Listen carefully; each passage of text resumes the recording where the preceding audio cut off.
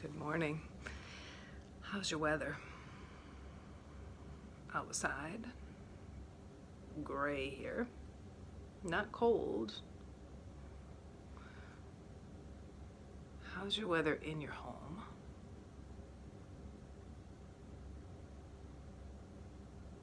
And inside of you. Remember, noticing itself is just a superpower. Noticing gives you the chance to choose. And then I want to do a little feeling stuff. We've been talking a lot about feelings, but today I want to just work with sadness a little bit because it's a big one. Two things. One is there's a lot of sadness in our lives right now. Sometimes it's it feels sad to not be able to do some things we're used to doing. It feels sad not to see people. It feels sad to miss the things we're missing. And in a bigger way, it feels sad to think about people who are sick or to think about stuff going on in the world that's hard. So sadness is part of things. And sadness is an emotion that most people, many people aren't very comfortable with. When we get sad, some people around us try to cheer us up or distract us. And today I want to do a practice that's the opposite.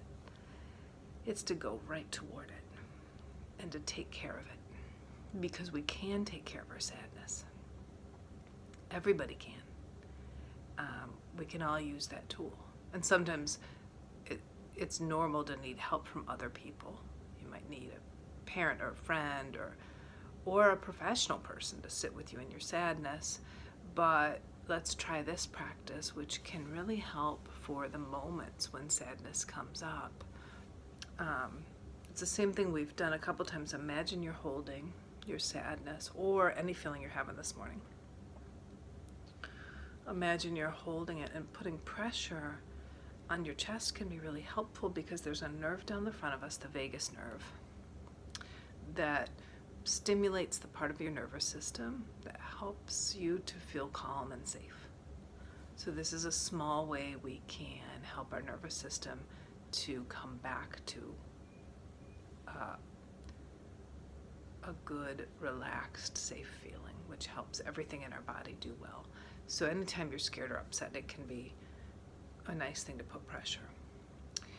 And if you want to imagine your feeling as a little baby or a little creature, and I'm going to use sadness as an example just because it's a big one. And I can picture it, a sad baby. But it's really me I'm taking care of. It's me, it's my own feeling, and I'm the one taking care of it both at once. And I feel it, I'm just gonna let it be sad. Breathing in, I feel the sadness in me. Breathing out, I let it be here. Breathing in, I feel sad. Breathing out, I'm okay with that sadness. I'm letting it be here for now.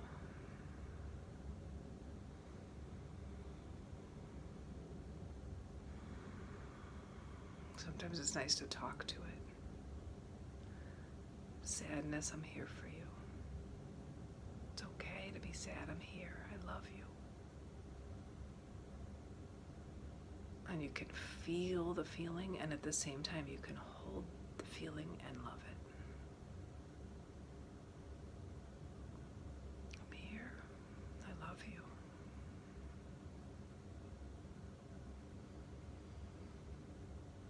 It's okay. It's okay to feel this way.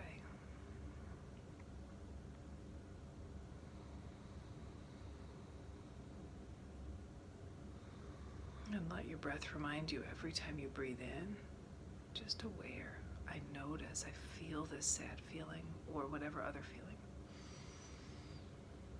And every time you breathe out, it's okay to feel it. I can do this.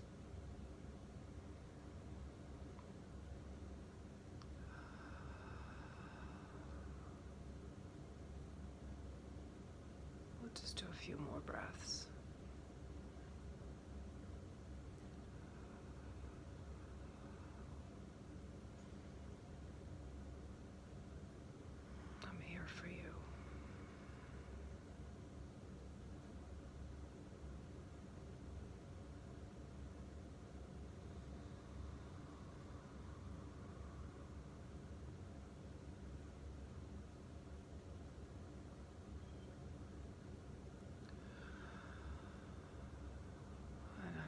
relax, to exhale.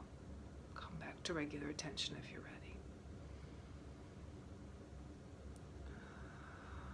If you want to do it a little longer, just hit pause.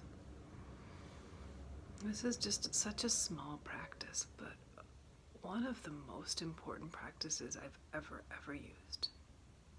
It has helped me countless times in my life. And so maybe today, that's a good one to add to your toolkit.